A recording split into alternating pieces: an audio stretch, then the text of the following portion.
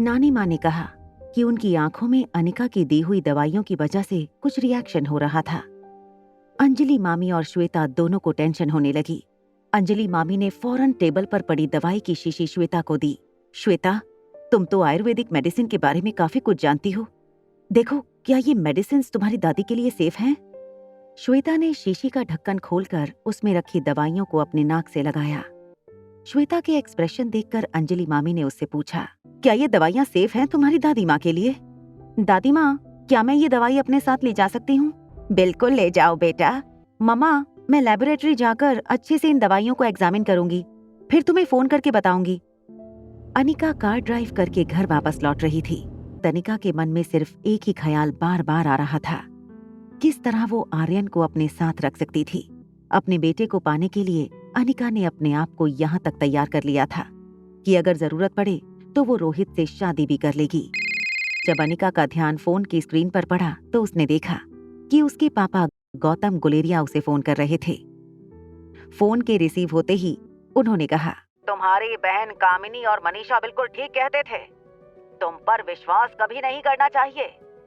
गौतम गुलेरिया को इस बात का पता लग चुका था कि वो 2 करोड़ रुपए जो अनिका ने गौतम गुलेरिया के अकाउंट में ट्रांसफर किए थे, वो उसके अकाउंट से फिर से निकलकर अनिका के अकाउंट में ट्रांसफर हो गए थे। अब चुप क्यों हो? बोलती क्यों नहीं? एक बात पूछूं आपसे, क्या आपसे शादी करते वक्त मेरी माँ अंधी थी? अनिका जानती थी कि वो चाहकर भी आर्यन का कुछ नहीं बिगाड़ सकते, क्योंकि आर्यन रोहित मारवा की कस्टडी में था। अभी अनिका के मन में ये सारी बातें चल रही थीं। तब बगल की सीट पर पड़ा उसका फोन फिर से वाइब्रेट होने लगा। इस बार अनिका ने सोच लिया था कि वो गौतम गुलेरिया को ऐसा सबक सिखाएगी कि वो दोबारा उसे फोन करने से पहले 100 बार सोचे। अनिका ने बिना स्क्रीन देखे फोन रिसीव कर लिया। क्यों बार बार मुझे फोन करके परेशान कर रहे हो? मिस अनिका, ये क्या कह रही हैं आप? अब mister Marwah, I am sorry, वो कब से मुझे कोई बार बार फोन करके परेशान कर रहा था, इसलिए। आई एम श्योर आपको काफी लोग फोन करके परेशान करते होंगे। दरअसल मैंने आपको कॉल इसलिए किया था क्योंकि डॉक्टर शालिनी ने दादी माँ को ठीक करने का पूरा क्रेडिट अपने गुरु कल्याण शास्त्री को दे दिया। I am really sorry. Media में भी अब हर जगह उन्हीं का नाम जा रहा है। क्या आप चाहती हैं कि मैं ये सब कुछ ठीक कर दूं? Not at all mister Rohit, ऐसा करने की कोई जरूरत नहीं। और फिर डॉक्टर शालिनी ने भी काफी मेहनत की थी दादी माँ के इलाज के लिए। It's okay. मिस अनिका, अगर आपको या आपके परिवार में किसी को भी किसी भी चीज की जरूरत हो तो आप कभी भी मुझसे कांटेक्ट कर लीजिएगा। और हाँ, मुझसे मिलने के लिए आप कभी भी आ सकती हैं।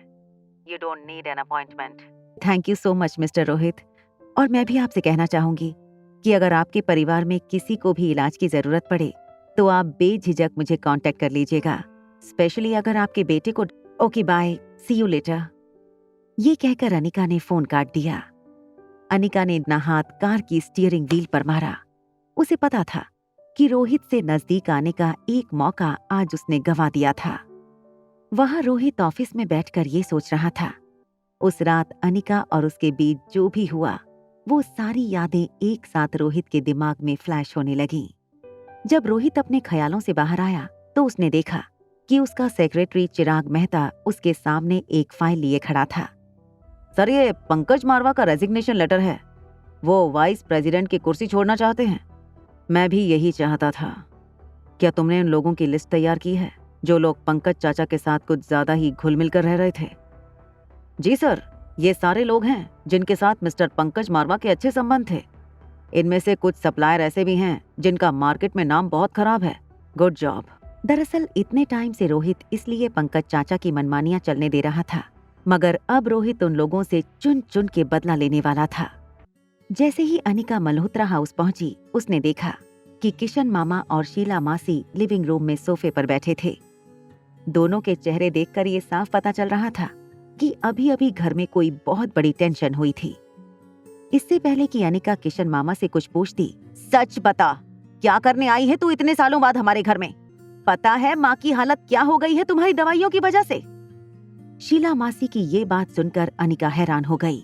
जैसे ही अनिका नानी माँ के रूम की तरफ बढ़ने लगी, नानी माँ अंजलि मामी के साथ रूम के बाहर आईं और चिल्लाकर बोलीं, चली जाओ मेरे घर में से और दोबारा इस घर में कदम मत रखना।